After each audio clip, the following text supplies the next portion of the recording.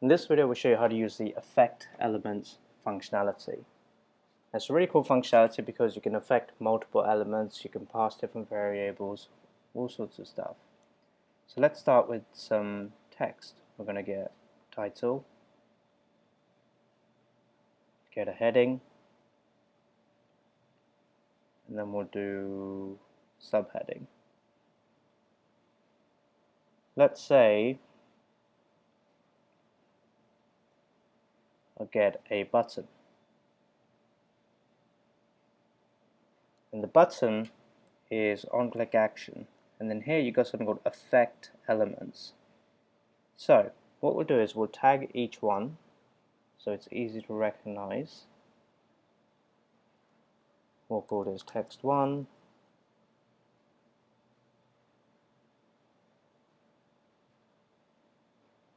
call this one text 2,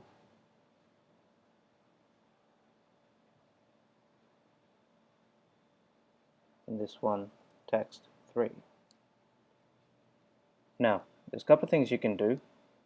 If I show you, if you go over to interactivity, affect elements, there's my text 1, 2, and 3. A couple of things I can do.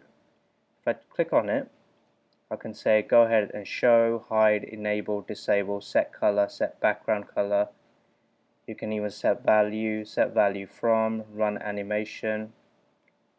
Got all sorts of different functionality. So that's how you affect a certain element. That's how you affect a certain field. Now you can also do mask change. So let's say I select all. It selects everybody. Let's say I say, you know what, run an animation. And then if I choose an animation, now if I click apply, it's going to apply to all of them. This is what we call mask change. So, and then you can get rid of them like this. Okay? Let's say you wanted to change their style. So you can do 1, 2, 3. You can choose set color or set background color. You can either use your own hex or you can use one that you've currently been using.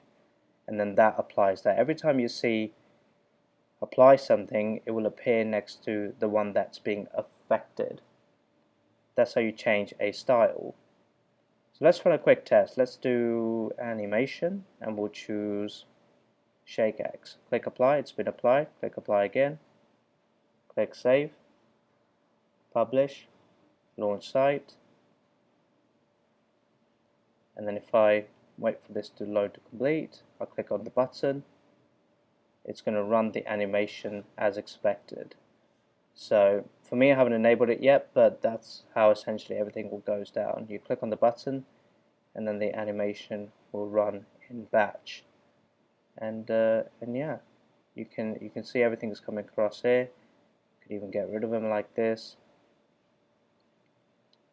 And yeah, so you can either do batch, you can even search for elements, you can affect them one by one or in batch. And that's how you do it.